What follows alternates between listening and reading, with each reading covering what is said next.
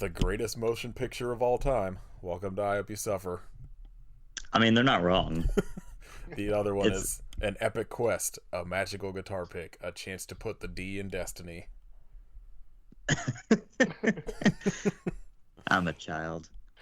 No one got me.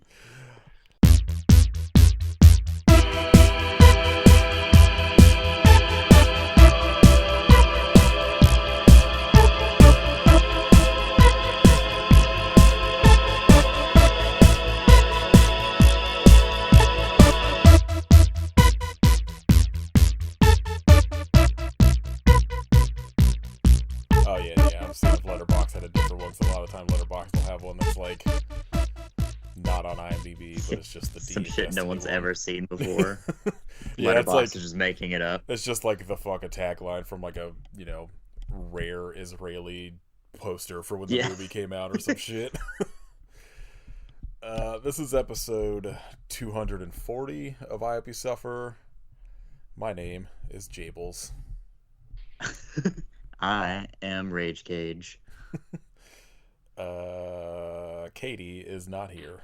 She's fired from this episode. This is a Dudes Rock episode. She's Tim Robbins. Yeah. Katie is the entire Clockwork Orange gang, specifically Jay Johnston. No.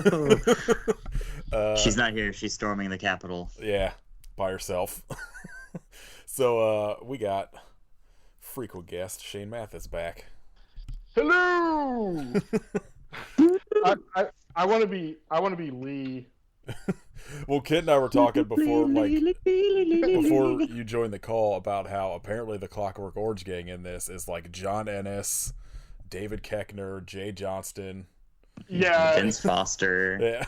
yeah, it's like all the Mr. Show. Cause yeah, I saw. I was like, is that Jay Johnston? And then I looked it up, and it's like all Mr. Show cast members. It's why we were talking about. I was surprised that like Bob Odenkirk at least didn't make like an appearance in this. Yeah, there's tons of people in Oh, it yeah. that just show up randomly. Like Amy Adams is in the bar when they're doing the Master Exploder song, and Yeah. Colin Hanks is The guy that throws kid the cup. Yeah, he like whips the cup at KG. What a fucking masterpiece. We are talking about 2006's Tenacious D in the Pick of Destiny. Yeah. A banger. The ultimate film. I had not seen this since it first came out, and I remembered almost none of it. So this was I a fun watch. I still remember every word to every song. I like Poor Hooch had to deal with me singing along to the whole movie. a while back, because I don't think other than seeing this when it came out, I don't think I'd ever listened to anything after their first album. And so I don't know, like a year or two ago, I was like, I'm gonna listen to like everything that's on Spotify, and like the soundtrack not as good as their first album, I will say. No, it's not. At least- Nothing they did is as good as their I mean, first like, album. at least listening to it outside of the context of the movie, it kind of isn't great.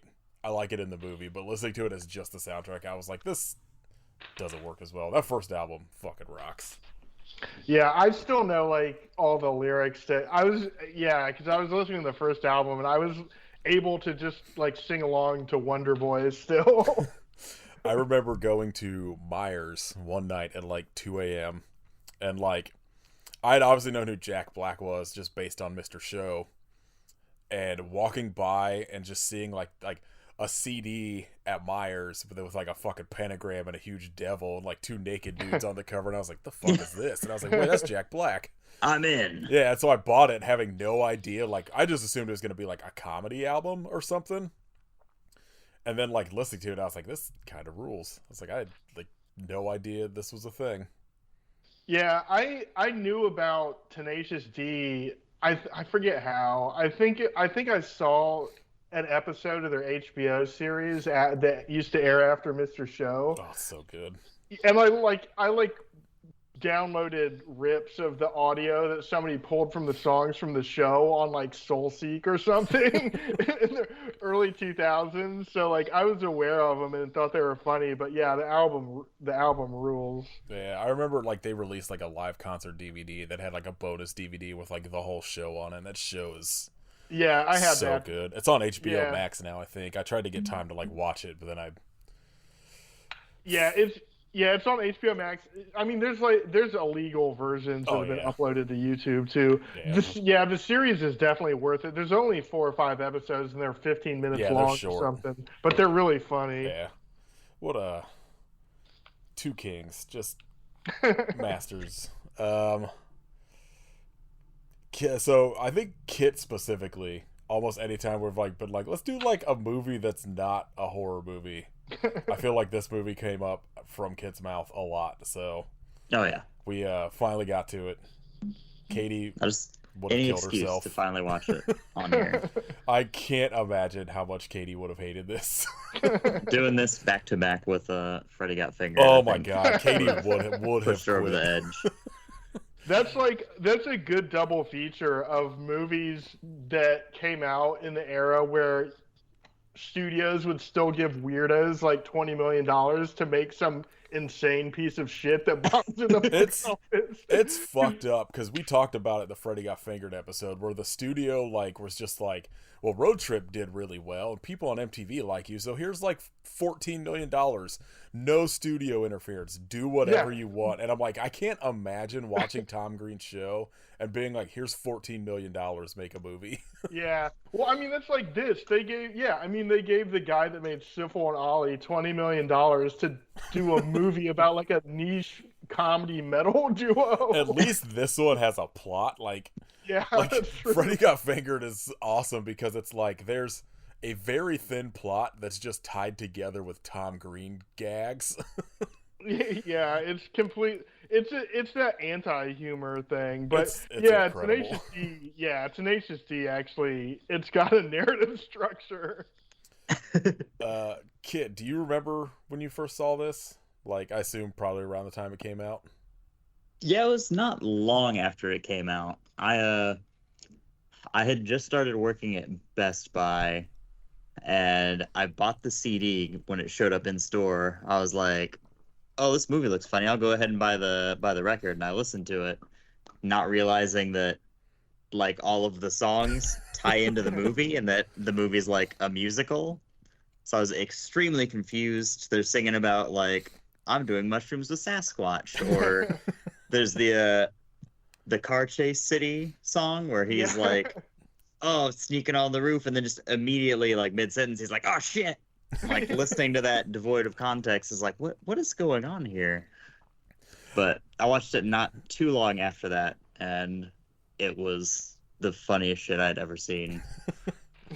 It's pretty great. Like, I remember watching it like whenever it first hit like home video or like I said, like maybe Netflix, something like that. Like it hit somewhere that I watched it when it left theaters.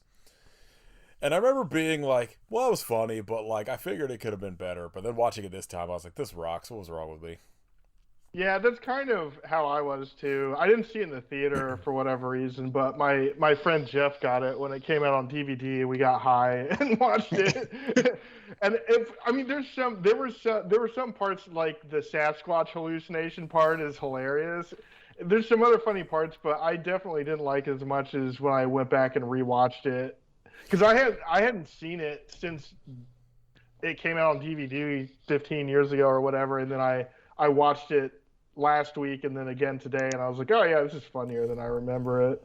Yeah, I just had like I was the same where like I had seen it since, and like especially in that time period, like I had a strong distaste for like all of the comedy that was coming out, especially like big kind of like major movies, because this is probably like roughly, or at least getting like close to like The Hangover time and shit like that. All these movies that I fucking hated, and especially like in like Dayton, Ohio, were like the only fucking movies anyone would ever want to talk to me about were like Grandma's Boy and all the shit that I didn't I actually like. rewatched Grandma's Boy recently, and it's kind of funny. I don't know, like that shit like always just did not work for me. So like I remember seeing this and I'm like, well, this is like better than a lot of that, but like I don't know, this does not work for me. I was also like really digging into like kind of like pretentious film era Nathan.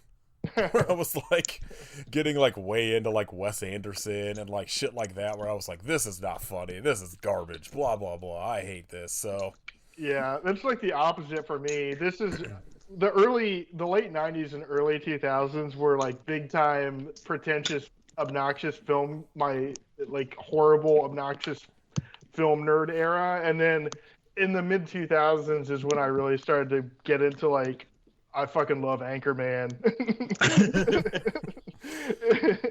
Anchorman probably came out relatively like a couple years before this, almost, I think, right? It was I think it around was the same 04, time, 05. Yeah, I Yeah. was thinking like 03, but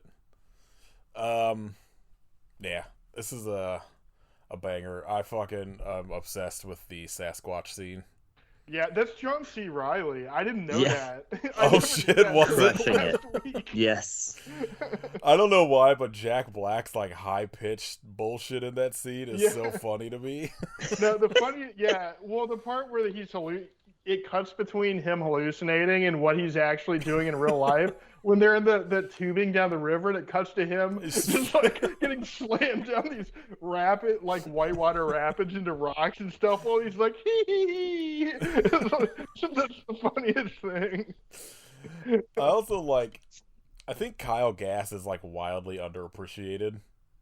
Absolutely. Yeah, he's really funny in this. I remember there's like like Kevin Smith talks about when he did like the Reaper pilot.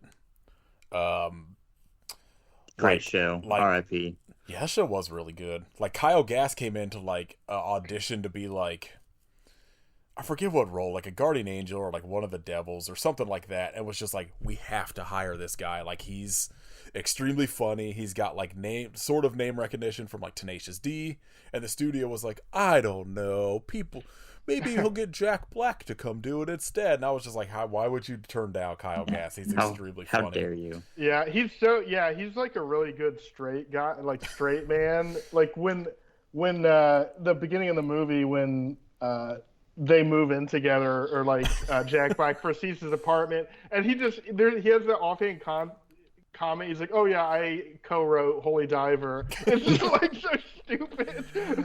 I think my favorite thing the entire fucking movie is just him with the long hair. Yes. Also, when they show him, like, I don't know why, but I fucking died when they showed him as a kid, and the kid has like the fucking like hair ring. Bald cap. It's so funny. Yeah, the opening sequence is maybe my favorite sequence of the movie, yeah. because it's like Meatloaf.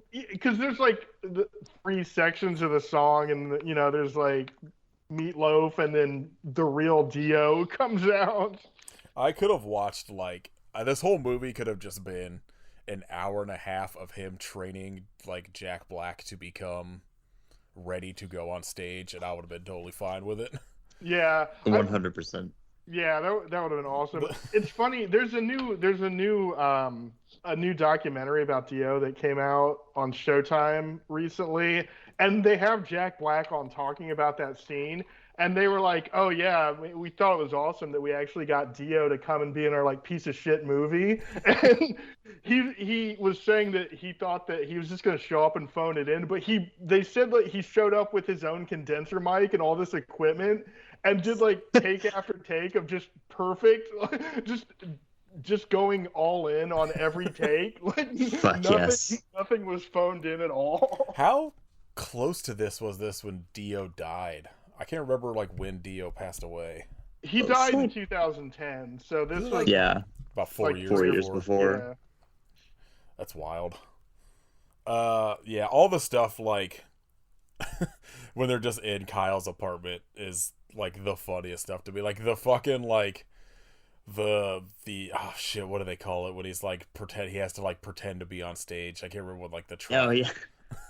was His it- like training. the beer bottles just falling from the ceiling to hit him in the face and shit. I love all of that. And like I don't know why, something about Kyle with the long hair where he's just like flipping it out of his fucking face. It's just like Yeah, lying to him about everything. It's like, what's this check for? It's like, oh, don't worry about it. That's for royalties. Royalty check. yeah. Or when when he first meets him, and he's like, they calls me Kyle Gass Solo Man 5000, and that's how I aims to keep it. It's just so stupid, but it's funny. Oh man, I love all that stuff. Like, again, I could have just watched the entire movie have been that, and then them just go to the fucking just to get ready for an open mic night. I love Paul F. Tompkins as like just the fucking perfect. I don't give a fuck like Yeah. open mic guy. Paul F. Tompkins, put him in every comedy because he will make it better. He's in he plays the same character in the HBO series too. He's so good, and I feel like so like underutilized in stuff. Everything. Like legitimately, I think for me, maybe the funniest human being alive. Like I fucking love Paul F. Tompkins. Like all like, like the fucking what's the Master Exploder song? Yeah. In his dream, where like the dude's head just explodes. He's like, sorry about that. Like right in the middle of the song. Yeah, perfect movie. Try to like I still like. I think I the Sasquatch scene for me specifically feels very reminiscent of the Mr. Show sketch, the HR Puffin stuff sketch. Oh yeah. It also like feels like I feel like a lot of comedies like this. It also feels because it seems like it comes around the same time, and like Beavis and Butthead Do America, where they're like the Rob Zombie hallucination section. Yeah. It feels like very much like that sort of thing. But more movies need to have weird, like, terrible nightmare / bad trip sequences just for no reason, like in the middle. Yeah, 100%. I just this him fucking floating down that river. Yeah. Also, him falling out of the tree is extremely funny. Yeah. Yes. What else? I was gonna take notes, and then I was just like, I ended up watching this at like 3 a.m, like in bed. Yeah, I didn't take any notes either. So I started watching it last night and fell asleep, and then I was watching it in bits while I was working today. So I was like, I'll remember it. Kid, what you got? This is one of your favorite movies. There's Dude, I Totally Miss You, one of the finest bromance songs ever written. Yeah, that's the car chase too that happens like right after they leave. Yeah. As they're talking to fucking Lee on the phone.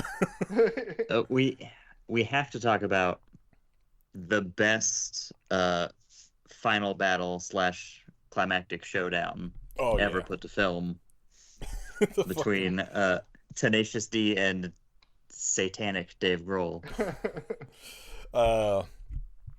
I just like when the fucking little sex dungeon thing pops up. Oh, yeah. Like in the middle of it, he's just like starts pointing at Kyle. He's spraying like KY jelly in front of his face. The entire song is just how they're gonna fuck each other. Like, I feel like that came up in something like I listened to recently, like that scene, and I can't remember what it was. It had to have been like a podcast I was listening to that for some reason started talking about this, but that like I was Epic watching Showdowns podcast. I have no idea what that is. I don't know. I made it up. Oh yeah, there you go. So yeah, let's start a podcast that's just about the climactic fight scenes in the end of movies. Yeah. It's a great idea. Yeah, I mean that's a good idea. I feel like that's gotta exist by this point, whether it was fucking popular or not. Fun fact: Ronnie James Dio makes an appearance in this film, which is possibly a reference to their song Dio. Thanks, IMDb. That was a fun fact. Yeah, it's fucking. I don't know who goes to IMDb to fucking put shit on here, but it's always extremely useless. Tenacious D are a semi-popular comedy rock duo. Tenacious D might be a reference to the TV show on HBO from the late 90s or fucking whatever it was. Meatloaf thought had a bigger part in this. For some reason, I just in my mind, I thought he came back towards the end for some reason, but no, he's just at the beginning to. It's the perfect amount of Meatloaf. Yeah. He's in the stage training too, where like his face he's is... breaking down and he sees his dad. He's like, "You're a failure. I should have worn a condom." I guess Meatloaf said he like didn't want to do it originally because he was like, "I'm never singing in a movie again because it's just gonna typecast me." And it's like, bro, you're like 70. Yeah. Right? You're fucking Meatloaf. What? Come on. At this point, they should have just typecast him as fucking Fight Club guy. I would say he'd already been in Fight Club by this point. Yeah. Like, what more do you want, Meatloaf? Yeah, I guess like one of the things, and like when he's tearing shit apart, and like baby Jack Black's room is like a bat out of hell statue. The kid that plays like Kid Jack Black is like fucking the teenager from the Goldbergs now, which melted my brain. I don't know what that. The Goldberg, it's a pretty funny TV show, but like I remember, like I got like really sick for like 2 weeks when I was still in Ohio, and I was like looking for something like innocuous to just like have on. And so I put on like the Goldbergs, not really having any idea what it was, but I was like, I don't know, it's like just looks like a dumb comedy. And there's a kid in it that like has like just like insane comedic timing for, you know, like a fucking 16-year-old and shit. And it's like this like he's the kid that plays like young Jack Black in this, and I guess he also plays him in Nacho Libre. So for like a period he was just known as Kid Jack Black. But like watching it this time, like I was like, damn, this kid's like lip syncing pretty fucking well, considering most kids can't fucking... I feel like anytime you see somebody like lip syncing or like whatever doing like, you know, someone else's like ADR or, you know, whatever in a movie, it's usually not great, but he's killing it in this. I was just surprised to see it was the same kid, because like I guess they kind of look alike, but he was like in the Goldbergs he's got like this just very short kind of like curly hair, and just seeing him in this I was like, oh wow, this is was not expecting to see him in this. But I should have known, because he apparently plays young Jack Black in everything. I mean, that's a good way to kickstart your career, I think. Yeah, I just agree. like, I'm gonna be the young version of this person for like a couple of years. Hey, Get my foot in the door. that's some good work if you could get it. Right? I feel like Jack Black would take care of you. Yeah, I actually just checked this because that reminded me of then I was like, I wonder what else young KG has been in, because there's that brief that section actually made me feel bad. I was like, oh, that's mean. I feel bad as somebody that started losing their hair in high school. Yeah, but I like the one thing I did like about that scene is the one of the bullies had a shirt that just said anarchy. Yeah, no, that kid apparently, I just looked him up, and apparently he was in the Green Room, the movie about the Oh no shit. killing all the Nazis. Who does he play in that? Let me see. His name is Mason Knight. I haven't seen Green Room in a while. He plays, appropriately enough, a character named Kyle in Green Room. Typecast. Yeah. Apparently John C. Reilly is given credit for Sasquatch research in the end credits. Where's this? I gotta find this fucking stupid ass trivia I was telling Kid about before you joined the call. Oh yeah, the one of the trivia things is that Ben Stiller uses devil horns to point towards a room when like like who fucking cares? Why is that a trivia? Did you know? Yeah, the guitar shop employee Ben Stiller uses the devil horns in quotations to point out the room him, KG, and JB are going to talk. Like, thanks, whoever put that.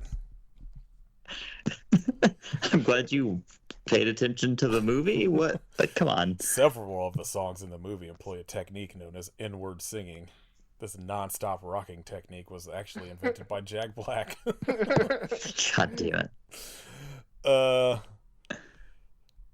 I should have, like, I fucking wish I would have taken notes, because now at this point I'm like, all I wanted to talk about was fucking Sasquatch scene.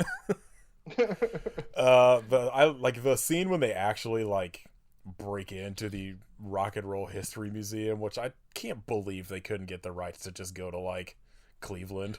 Yeah. I like the museum looks so shitty. I can't imagine going. Like, just you don't even get to see the room, but the entrance to the punk room, I was like, oh god. It's got to be pretty shitty. It hired Fred Armisen as a guard. Yeah. Who's the other guy? Because he looks familiar, but I was like, I just never looked him up. He did look familiar. I don't know who it was. He's one of those guys that's been kind of he's one of those guy where you see him, you're like, I've definitely seen him. I feel like there's an episode, I didn't look this up, but there's an episode of Seinfeld where one of Elaine's employees is like this psychotic Vietnam vet, and I think it's him, but I don't I can't remember, and like I said, I didn't bother checking.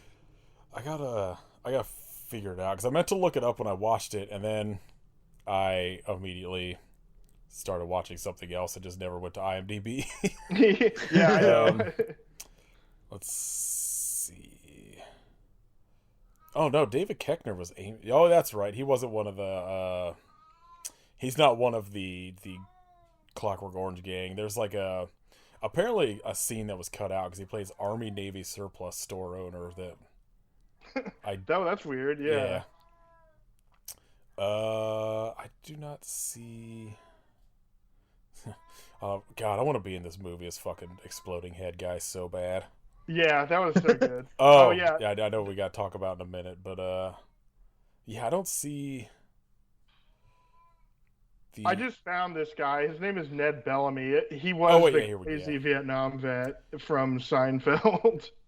What a good call. Oh, I know him from Blonde, the movie that just got a fucking Oscar nomination somehow. Let's see. Yeah, he's in he's in a bunch of shit. Yeah, I definitely know who this guy is from at least 100 things. Yeah. Like House 4, Ed Wood, Seinfeld, Boy Meets World, Con Air. Mystery. He was funk in Mystery Men. He was in Bats. Who was he in Mystery Men? Funk. Or Bats, for that matter. His character name was Funk, I don't know. And Bats is horrible. He was Major Reed in Bats. He was. Watch Bats again tonight. How was he in Saw? Isn't there like 3 people in Saw? No, there's a bunch. I know, yeah. Yeah. Damn, this dude's got a fucking insane career of just being in like 2 episodes of every TV show.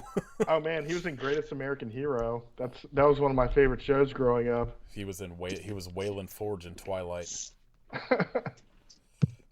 I feel like I hated Greatest American Hero when I was a kid, so I've never tried to revisit it. But it seems like it should have been up my alley when I was a kid, but... Yeah, I haven't rewatched it since I was a child, so I have no idea. I just know that William Katt from House is the main guy, and that was why I was like, oh, I'm going to watch House the first time when I was little. House is so fucking good.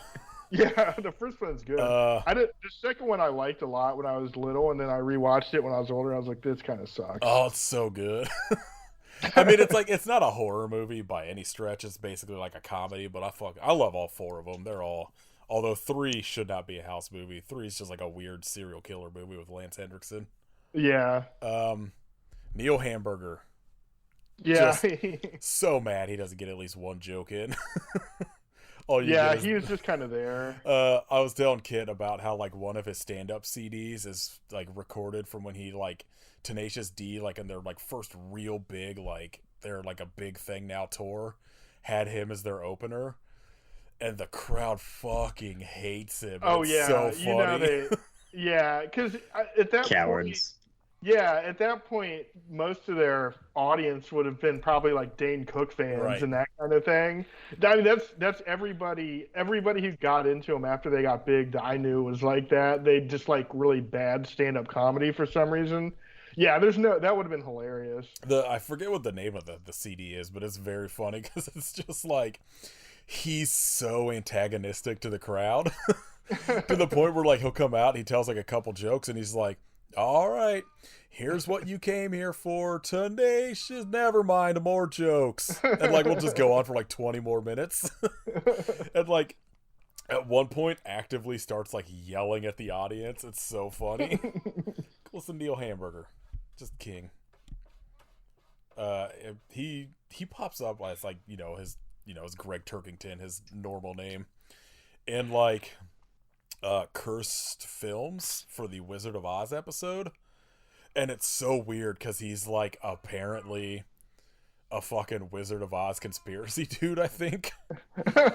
Because he's got like every fucking version that was ever released, and he's like going through like VHSs and doing like the thing where you're supposed to be able to see a dude that killed himself, and he's like, so if you look at this copy, like you could blatantly see there's a body here, and then like a couple years later they re-released it with this, and now it looks like a bird, but if you fast forward in this Laserdisc version, and I'm just like, what the fuck is happening? Rules so hard. I was like, this is the last dude I expected to just be like a fucking Wizard of Oz truther. Yeah, he's on a show / podcast with Tim Heidecker about movies. I forget what it's called, like On Movies World. Yeah. On Cinema at the Cinema. Yeah, that's it. On Cinema at the Cinema. I gotta listen to that. That's it. He gets credited. It's like, so good. It's extremely funny. It's like his like credit in cursed films. Like I don't even think they mentioned Neil Hamburger. They just mentioned him as like the movie podcast guy or some shit. And I was like, weird. This dude is known for about like 18 other things outside of just podcast guy. Like about I just picture somebody who has no idea like looking him up and being like, oh, he does stand-up comedy, I'm gonna listen to this, and it's just like the worst jokes you've ever heard. What a fucking king. Go listen to his prank call CD on Ipecac Records. Great phone calls where Mike Patton does a fucking prank call. Yeah, I don't know, anything else? I'm trying to think like I feel like as I was watching it I was like, oh, I can't wait to talk about this, but then like I said, I watched it at like 3 a.m. and I forgot all of it because my brain doesn't work anymore. Yeah, I laughed probably unnecessarily hard. I finished watching it literally 15 minutes before you called me for this podcast, and I laughed so hard at the end of the car crash at the end of the car chase scene. I don't even know why. It's just their car hits that ramp, it goes flying through the air so aggressively. It's just cartwheeling and shit. And it just like hits the ground and the tires blow up. I don't know why. I just thought that was really funny.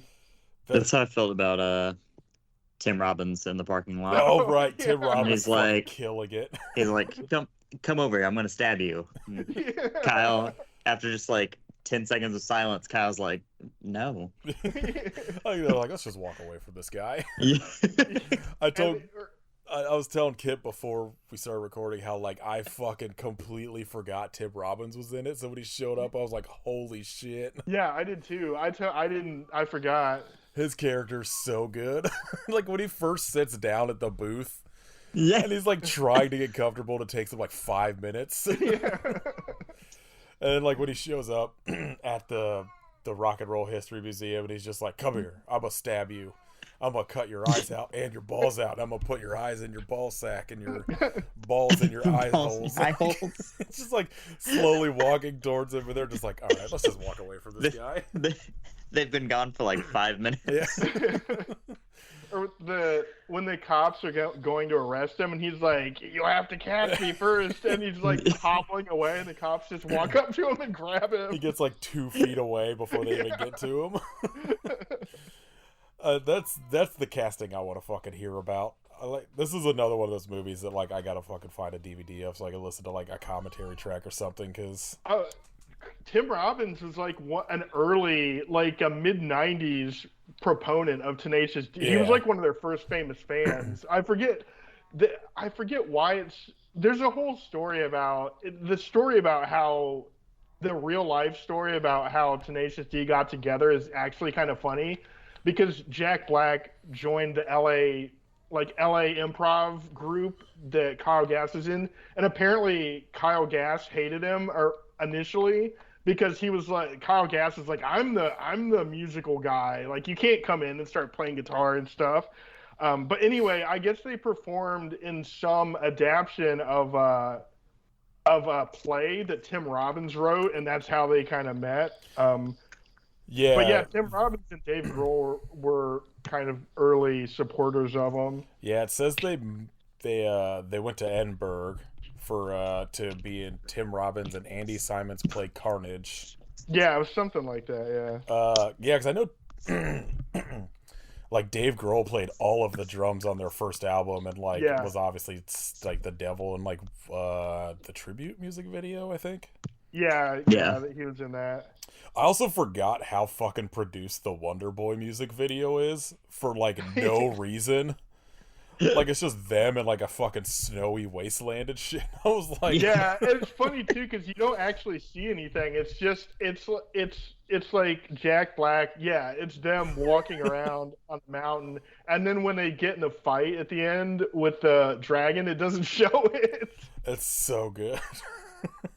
I forget who directed that. I think it was Spike Jonze. It was a bigger director. Yeah, that sounds right. I feel like he did at least one of their videos. Because I think that's on like that like live concert DVD thing too. Was like whatever music videos they had for the Yeah, first album. yeah, that video is awesome. There's so much good stuff on it. I just for like whatever reason I was like thinking about it earlier, and I was like, that music video is like wildly produced for no reason. I know. It's so serious. Yeah, because then it's like the tribute video, I think, because I think that was like their first music video was that one, and it's like, this is strange, and then like the tribute one is just them in like a fucking photo booth. Yeah. Well, Kings, give Kyle Gass more roles. Absolutely. Oh wait, does apparently Tenacious D's first on-screen appearance is in Biodome. I know Jack Black was in Yeah. it, but I don't remember Kyle Gass being in it. Yep, they're the hippie band playing the "We Need to Save Some Trees" song. Yeah, I remember specifically Jack Black, but yeah, I guess I don't remember Kyle Gass. Kyle was being just in it. standing there playing guitar, so he's kind of backgroundish. But Just another reason that movie rules. need to save some trees. Yeah, the song's called Yeah, Five Needs. Yeah, I haven't seen Biodome. I don't think I knew who Tenacious D was the first time I saw, or the only time I saw Biodome. Yeah, I definitely didn't, but we did it on the podcast like in 2020, I think, and I remember that's when I was like, "Oh, Jack Black's like a fucking little nothing role in this movie." Yeah, well, yeah, he showed up in Cable Guy too. I think Kyle Gass might be in Cable Guy also, but they're not as Tenacious D. I just like So yeah, Jack Black dragging Kyle to like every fucking movie he's in. Kyle Gass shows up solo in Saving Silverman. Oh, I haven't seen that movie in forever either. He's the magician that's trying to get with Amanda Peet at the start of the movie. I feel like that's maybe Kit's favorite comedy. Saving Silverman? Yeah, it's gotta be close. I do watch I Saving feel like you Silverman a watch lot. that movie a lot. I watched a shitload in high school. That's like your Airheads for me. Yes. Or like Dirty Work, where I'm like, I want to watch something funny. I'm gonna put one of these two movies on. It's Jack Black's line delivery of "I thought his ass looked tighter." It lives in my head. I don't think I've seen that since like whenever it would have played on like Comedy Central like all the time. Probably like whenever like they first got the rights to it. You gotta watch it. It's a Steve Zahn, Jack Black, incredible Is it? comedic chemistry. I feel like it feels like one of those movies that like I probably would watch on a whim, but I never come across it like streaming on anything. Yeah, I don't think it really streams a whole lot. I had to break down and buy it, I think. Yeah, it looks like it's only Like on iTunes or something. like Vudu, and I'm not gonna rent it.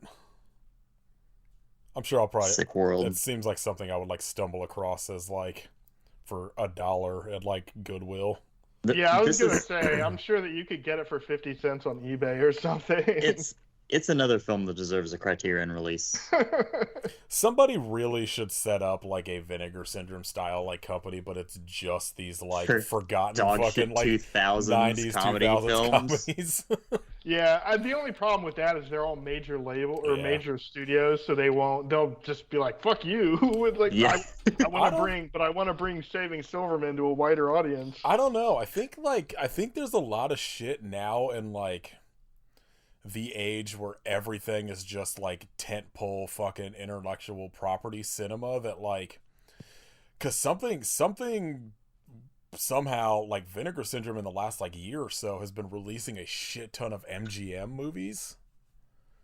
So there's like it seems like studios are giving up the rights to like a lot of shit. Like they did like Death Wish 3 recently, which I feel like Death Wish is like at least a property that like you could do something with. Yeah, that's weird because I wonder if it has anything to do with Amazon bought MGM like a year and a half, 2 years ago. Maybe sold off like their So I back wonder if that has catalog something to do or with something. it. Yeah, Because there's something like I feel like Texas Chainsaw 2 was another one that like they did that. They just put out Amityville Horror.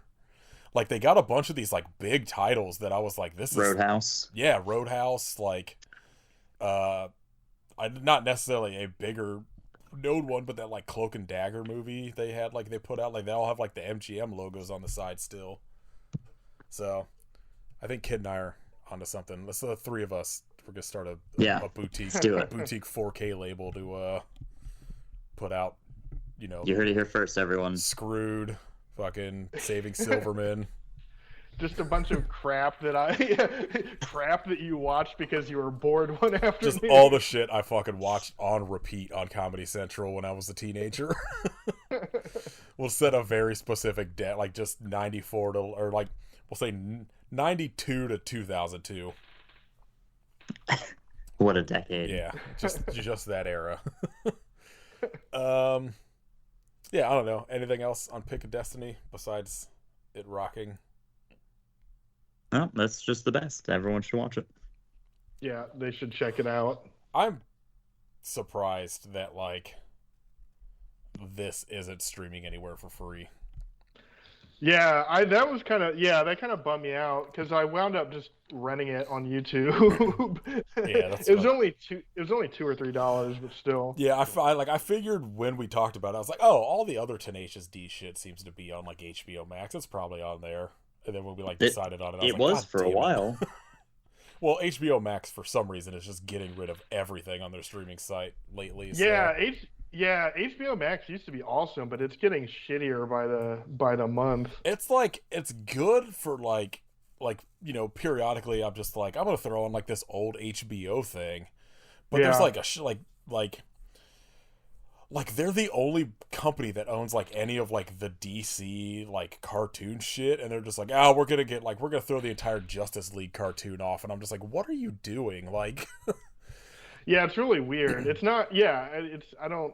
Why are you getting rid of this? It's not like it costs you anything to host it. It's very strange, and like whatever's going on where they're merging with Discovery Plus, I am very baffled by. But I'm also ready for the like Zack Snyder 90 Day Fiancé season to happen. What? No, because that was a joke. I was about to be like, what the fuck? Just Zack Snyder. Would you be surprised? Directing fucking 90 Day Fiancé would be the greatest thing that ever happened. Just for some reason, everything's in like monochrome and it's dark for no reason, and fucking Hallelujah, a very dark version of Hallelujah by Leonard Cohen plays in every episode. Oh man, I watched all of his DC stuff a couple months back, and it's bad, all bad. Watchmen, I'll still sort of back. I don't know. Although I like the remake of Dawn of the Dead, which I know that you hate, but I'm gonna rewatch it at some point. But it did nothing for me other than like I think one dude from Modern Family is a fucking great bad guy in it, but yeah. He's so good. It's just like a real like piece of shit dude that gets like. Is he the dude that gets bit and hides it in that movie? Yeah. He's the guy that pretends he's not bit. Just what acting chops being able to go from that to just being fucking comedic gold in Modern Family. Yeah, that guy's maybe not one of history's greatest cinematic scumbags, but definitely one of the biggest scumbag villains of the 2000s. Yeah, like that's the one thing that I've always been like, I hate that movie, but that dude's killing it. Like, it was so weird seeing him like then like because I don't think I'd seen him in anything prior to that, and then all of a sudden he was just like on Modern Family and doing all this comedy shit, and I was like, strange. I just know this guy is like the real big piece of shit in fucking the Dawn of the Dead remake. Yeah. All right, I did not look at any news because who cares? It's overrated. Yeah, Who needs it? Nothing I'm over interesting happening. There was a Scream trailer. It looks bad. That's Terror Vision releasing Attack of the Killer Refrigerator on Blu-ray.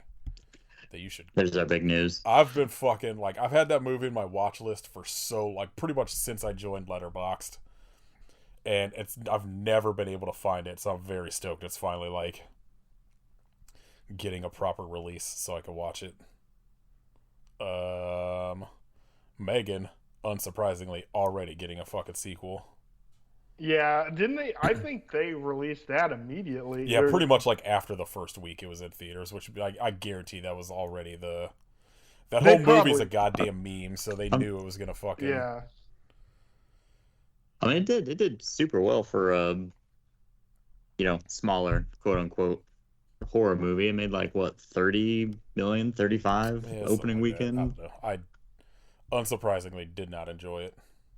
Yeah, I haven't seen it yet. My partner and I are probably going to see it this week at some point, just because I can't resist hype. I watched just some shitty like torrent of it where somebody was blatantly just filming in a movie theater, but like an iPhone video of it. Because it just I don't know. I was bored and I was like, I'll fucking like see what this is about. It's just I don't know. It's PG-13 for one, and it's mostly. Oh God, is it? Yeah, I thought it was R. It's not really a horror movie. It's mostly like to me, it mostly felt like a comedy. Like it's very like the entire movie just felt like a bunch of scenes that people just specifically made for people to turn into GIFs and like memes. That sounds right. Yeah, it's just I don't know. It was stop making movies, Blumhouse.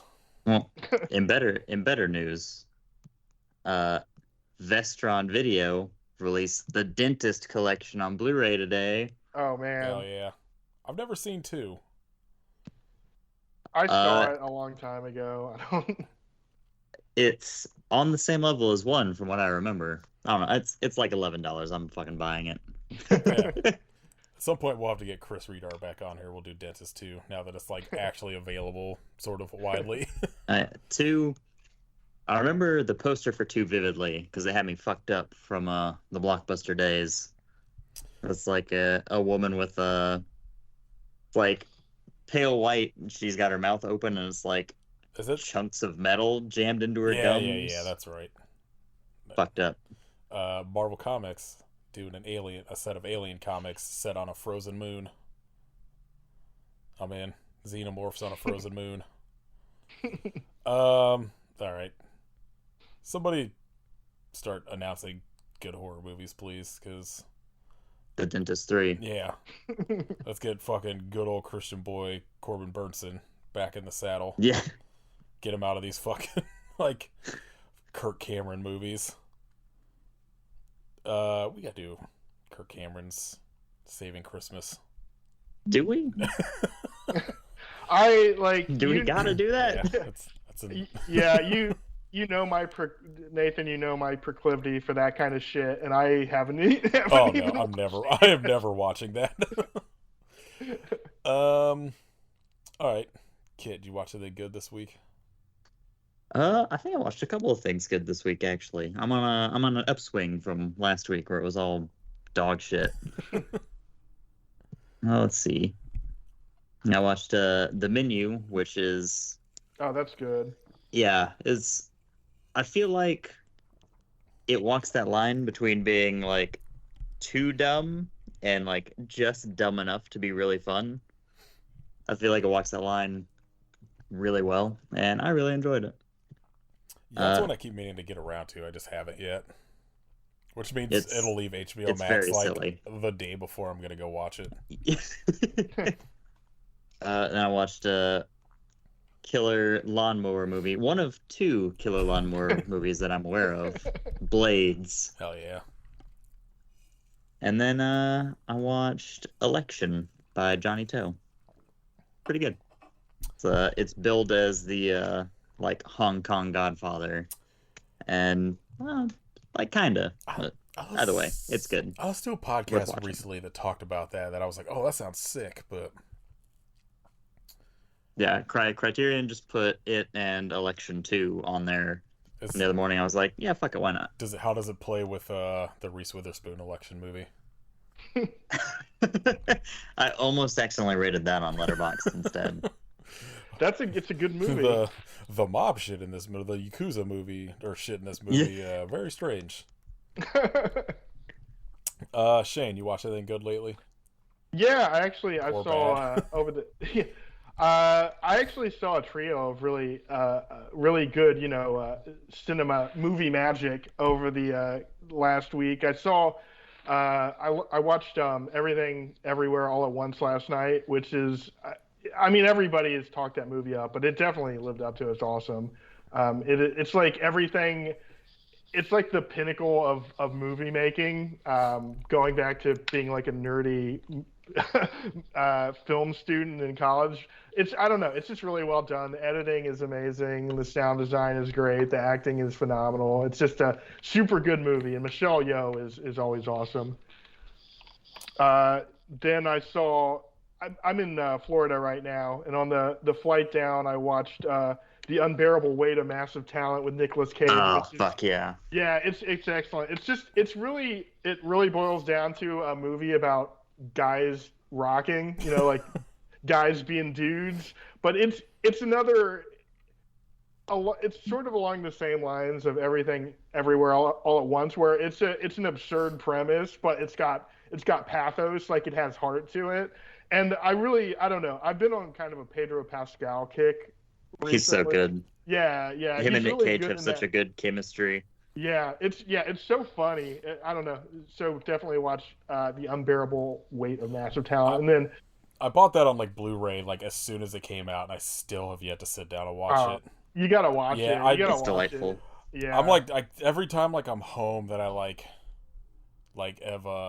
have like time to like sit and watch like something at home. I've been working my way through like Vinegar Syndrome's like Forgotten Gialli box set, but I think once I get the 5 volumes of it, I think when I get through those, that's like my next on my like at home watch list. Yeah, you gotta watch it. It's so much fun. And then on the opposite side of both of these movies, I watched Skinamarink last week, which I don't know. I know people either love it or hate it. I thought it was really good. It's like one of the just like most genuinely upsetting movies I've ever seen.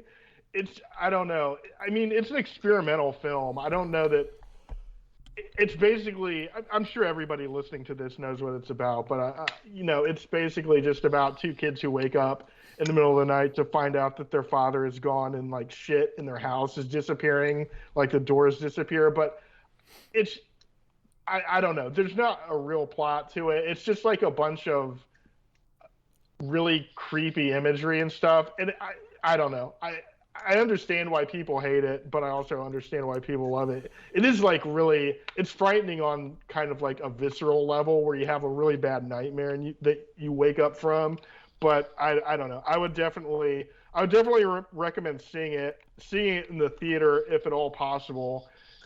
And you have to pay attention to it. It's one of those things. Like I don't know. I had like I kind of want to see it, but I also have a bad taste in my mouth because like the fucking director went after a bunch of people for fucking accidentally fucking watching it early. Oh, because it leaked. Yeah. Like there were like people he went after that were just like got sent it and didn't realize it was like a leak or whatever, and it's just like a screener or whatever. And I was like, "Bro, this guy kind of seems like a dickhead," but it seems like a movie I would enjoy. But I also, because it's especially one of those ones where I feel like all of the people that I've seen that have been like, this is garbage, there's nothing happening in this movie, are the people that are like, my favorite movie of 2022 was Halloween Ends.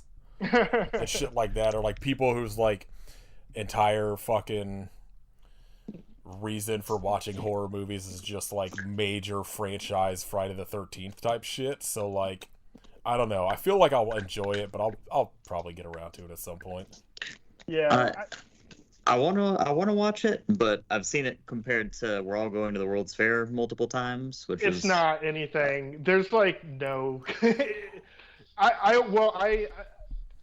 also like that we're all going to the World's Fair too, but there's nothing.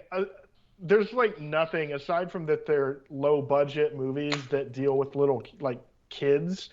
yeah. There's really nothing else that's similar because we're all going to the World's Fair still has a story. Like stuff happens. Yeah, no, I don't know. I don't think it's really the same at all.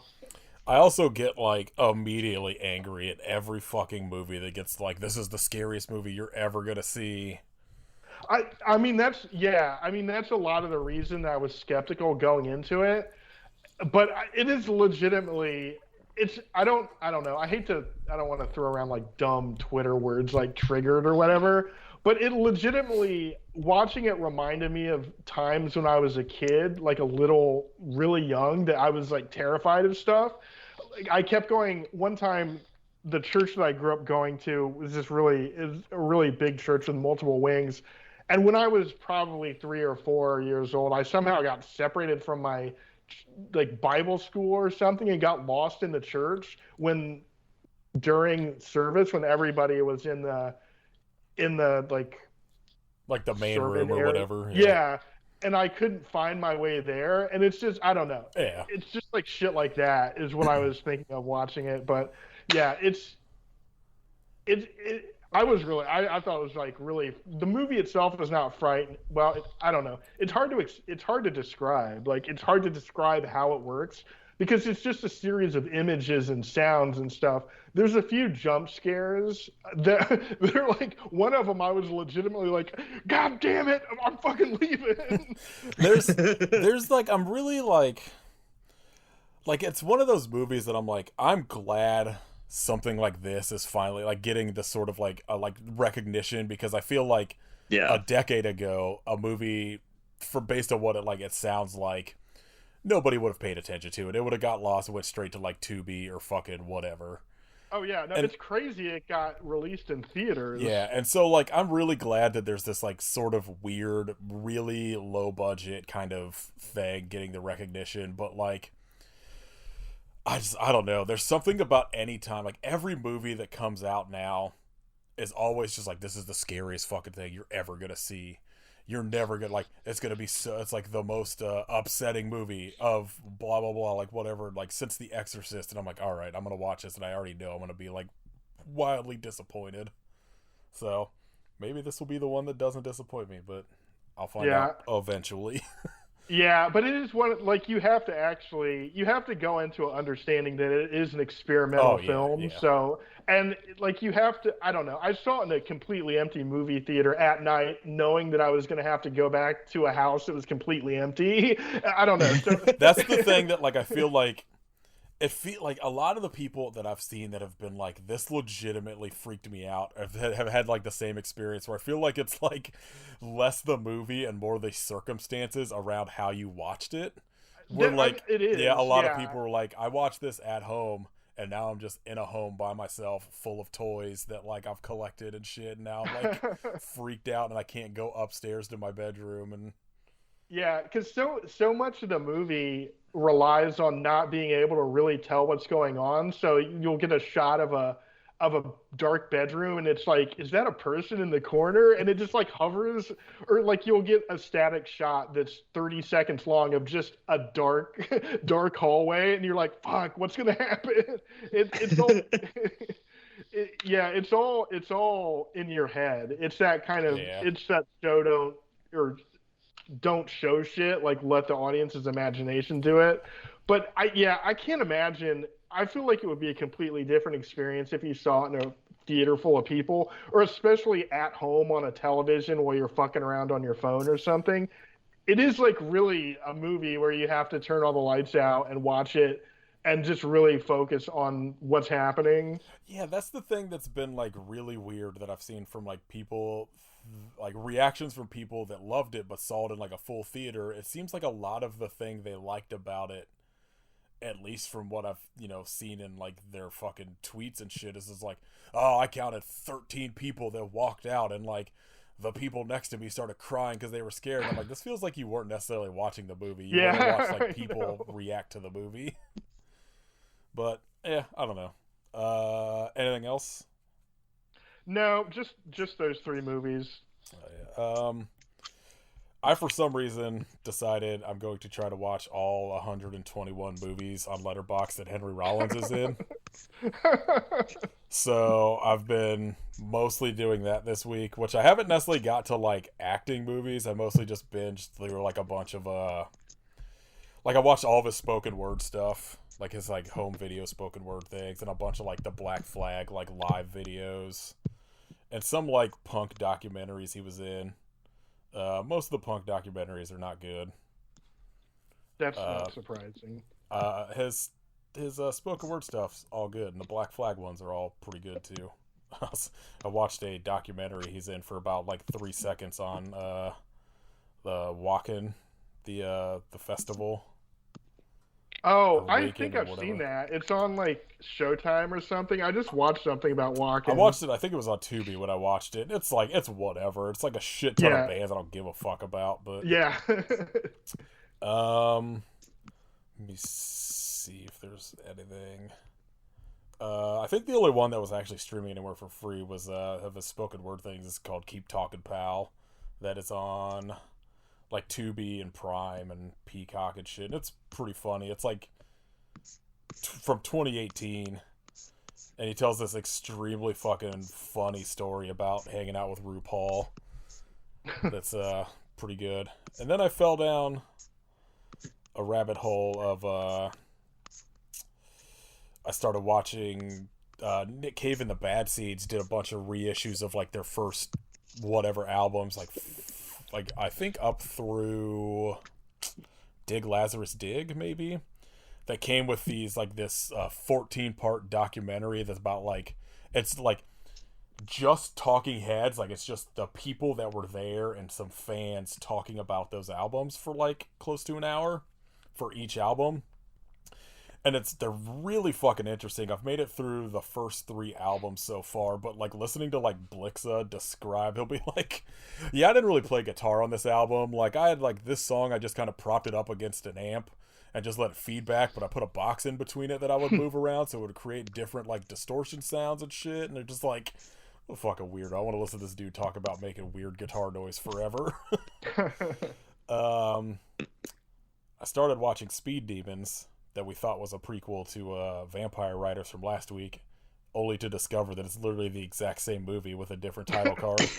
Like literally the same movie that they just put. So betrayed. So I was like, one of our patrons, like this dude I talk to on Instagram all the time called Chris. His name's Chris. Like, found like a torrent of it, and I was like, oh fuck yes, I'm gonna watch this, because like the entire Vampire Riders episode, we were like, nothing in this movie really makes sense. Shit just kind of happens, and they start talking about like backstory shit that like they never show, and then we kind of discovered like we're like, oh, like the Speed Demons movie from the year before has like a bunch of the same actors, that they all have the same like character names, so like maybe I guess this is like what's like a sequel to Speed Demons. So he sent me like a torrent of it, and I went to watch it, or he sent me a message after I was getting ready to go watch it, and he was like, yeah, this is just Vampire Riders with a different fucking like uh title card and like different director name, but it's literally the exact same movie. It's very fucking weird. Unbelievable. And then I think I said earlier I started watching the through the Forgotten Gialli box sets, and I started working. I got through the second one. I think I maybe forgot to rate one of them. No, yeah, I got through volume 2 and 3 this week, and way better than volume 1. Volume 1 was mostly boring shit, but then Volume 2, I watched The Girl in Room 2A, which was pretty good. It's interesting because a lot of them, as opposed to just being straight up Italian, like giallos, they're like Italian, Spanish, like co-productions. And like a bunch of them, like based on the available materials Vinegar Syndrome had to actually like release like the full version of the movies. So, like some of them are like will be like half English dub and half in Italian. So like the subtitles are like out of control. I watched The French Sex Murders, which is really good. There's, it's wildly more chaste than the title would let you believe, but there's some sex and some murders in it. Then I watched Autopsy from 1975, which is another one that Oh, I was think I've seen that. pretty fun. And then Crazy Desires of a Murderer, which is also pretty good. Like, so far, all of the movies like in these box sets, I fully see why like they've gotten lost to time, because they're nowhere near as good as like the classic giallo movies, but it's just like pretty cool to see them. Like, they're all so far totally watchable. Just some of them are a little more like way too talky, as opposed to like there was one of them I think I talked about like in the Vampire Riders episode that I watched, where like no one dies until like 63 minutes into the movie, and it's just like some lady explaining to this room full of people that she knows one of them is the murderer of her husband for like the first 50 minutes of it. And I was like, this is like at least open with like somebody getting killed and then go into a bunch of talky bullshit. But Yeah, there's a lot of those giallos are like that, where there's the first 45 minutes of the movie are like this couple frolicking on an Italian beach somewhere and like smoking weed or something. yeah, I think the problem with a lot of the ones in these box sets is like especially, I can't remember the name of the title of the one. I think it was like one of the 12 is the murderer or something like that, or one of the 12 is a killer, where it's literally just like it's like so long of this one scene of just like this woman at this table full of like these 12 guests, and she's just going through like each one explaining why she thinks they could have been the one to kill her husband. And I was like, oh my god, like this is too long. Like, if this was like a 20-minute at the end of a movie, like explaining, like, like a fucking Glass Onion type fucking explanation type thing, but it's like, this is how you open your movie and you don't see a single sort of like death until 60 something minutes in. It's just too long to like do that in a giallo. All right. Shout outs, Kit. I'm super late here, but I started watching Hot Ones this weekend. Oh, so good. And Hot Ones is the fucking best shit in the world. I was so skeptical because I guess I was like being like vegan or whatever. I was like, I don't want to watch people eat wings. And then I forget which one I was like, well, I'm gonna check this out. Maybe like Johnny Knoxville or somebody was on it. Yeah. I was like, I'll watch this one. And then I was like, holy shit, this show is so good. The first one I watched was Stone Cold.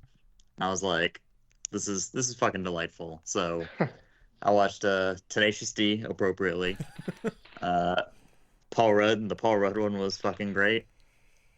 I don't know, that's such a good interview format. Oh yeah, and it's got me wanting to make fucking wings this week. My only goal in life is to somehow get popular for something to go on that show. Right? Do Hot Ones for like regular people. Yeah. And let us on. Just do a whole season of podcasts most people don't know about. There's one that was like recently that had like an actress that like you would never expect, that just has like no problem eating literally any of the wings. She just like goes through it like totally fine. I can't remember who it was. Like, it was somebody like an Aubrey Plaza type person, I think, that I want to watch. I just haven't gotten around to it yet. Watch the Gordon Ramsay one. The Gordon Ramsay one is pretty fucking funny. Because, like, he brings all of this shit that he thinks is going to, like, help him get through it, and, like, none of it works. where he's just like he's got like those like lemon and lime juice like bottles for cooking that he's just spraying directly into his mouth towards like the last like 3 wings. It's pretty good. Shayne, what do you want to shout out? I'm gonna shout out a TV show that I actually have not seen yet, but I know it's gonna be good. It is called MILF Manor. Oh yeah. It's a reality dating show where these like I guess like horny MILFs are at this luxury hotel, and the premise is that they're going to be introduced to some mystery young guys. And the plot twist in the second episode is the mystery young guys is all their sons. So, Oh no. yeah, it's going to be like cougars hooking up with each other's kids, and I'm sure that there'll be like a lot of drama. Probably going to be pretty funny. I don't know. It may be boring, but I think it's on TLC or one of those. Yeah, it's cable the Learning stations. Channel went downhill so fucking fast when they got to like 90 Day Fiance and shit that now they're just it's so wild to me that they just straight up like ripped off like an entire season of 30 Rock jokes to create that show. Because there was like an entire like season where they were talking about this show NBC was airing called like MILF Island. Yeah, it was MILF Island. Like it's so funny, and like I know at some point, because I'm a fucking dickhead, I'm going to end up watching that show. No, absolutely. Yeah, I'm gonna watch it. I've seen some clips from it. It's like disgusting. Oh, yeah. But It's disgusting and tacky, but in an entertaining way. I'm still watching 90 Day Fiance despite hating almost every single one of the last like 8 seasons I've watched. So I'll definitely get to that at some point. I'm gonna say go listen to Rollins Band, even though they're literally not streaming on anything. The first, they have a few albums. Wait, End of Silence, and I think one other one are available to stream, but nothing. Yeah, his earlier stuff, like his really early stuff after he left Black Flag, isn't available, which sucks. Yeah, like Spotify has like End of Silence and maybe Get Some Go Again and like nothing else or some shit. It's where like Wait is like MIA on like a lot of things, which I'm guessing it's because Henry Rollins fucking sued the shit out of the label that released all those early albums. So yeah, Come In and Burn is missing too, which sucks because that's a really good album. I'm sure they're all on YouTube. You can find them. They're good. Go listen to them. I mean, there's torrents. Yeah. I own CDs for like most of them anyway. Yeah. So. All right. Next week, since Katie's not here to protest. Wait, where the fuck did it go? I had a movie picked that just hit Tubi that damn it, I had it pulled up and now it's gone. Monster Seafood Wars. Oh god. It's some weird Japanese sci-fi kaiju movie about giant squids and fucking crabs, it looks like, but it's on Tubi, so what in the fuck? The poster fucking rules, so I'm sure. The tagline is also "They are filled with tasty meat," so you know. Can't argue with that. I've been like, I think this movie like recently came to Tubi because I've had it on my watch list for a while, so I was like, all right, I'm picking this while Katie can't argue about watching some weird Japanese movie she's gonna hate about, because Katie likes a lot of Japanese movies, but never seems to be the ones we pick on the podcast, like Toilet of the Dead, which was a banger. All right, if you would like to support us, you can join our Patreon at patreon.com/IPSufferPodcast. Go listen to our Freddy Got Fingered episode that Katie was not having fun during, despite that movie being a perfect masterpiece. You can buy merch at our store, Frontier Shop. Leave us a rating on Spotify, rating and review on iTunes. Tell us if you think you could beat the devil in a rock-off. You've only got one chance to rock his socks off. You can follow us on Instagram at Happy Suffer Podcast. Follow Kit at Hidden Kitstery and Kitrification of Blood. Follow Katie at Werewolf Face, and you can join Katie's Patreon at patreon.com/werewolfface. You can listen to other podcasts, the 8K Movie Club. Shayne, you want to point people anywhere to see your dumb tweets? I mean, I don't really exist on social media anymore except for on Twitter. So if you want to follow me on Twitter, it's MetalShayne2000, where I make a bunch of stupid jokes. Yeah. Just go like his Rob Zombie tweet. Yeah. Yeah. Yeah. I don't think he's gotten enough engagement off that one yet. It's about time that one comes around again. It's been a few months. It's like at least I'd say once every 2 weeks it just pops up in like some random story on Instagram that I see, and I'm like, how is this still? Like, yeah, it's either that it'll be on my Facebook feed. Like it'll be that, or like periodically I just like randomly some like random person will post like a tweet from like Damn It Dave. That I'm just like, how the fuck did you come across this? Some weird fucking Deftones like shit post tweet he made. Yeah. All right, Shayne. At least you got to watch a good movie this time. That's right. I get to watch good movies every time I come on this show. Yeah. Let me know when you get around to that fucking Civil War movie that Ashley Hayes Wright made, because I watched it and Jesus it sucks. Christ. Jesus Christ. The dog, very good actor. Everyone else, not so much. Sad. All right, but yeah, watch Monster Seafood Wars for next week. I'm going to predict it's a banger. It looks like Power Rangers, but with a chef fighting a squid. Yeah, how could that be bad? We're gonna find out. Simply no way. All right, I hope you do some cock push-ups, but why?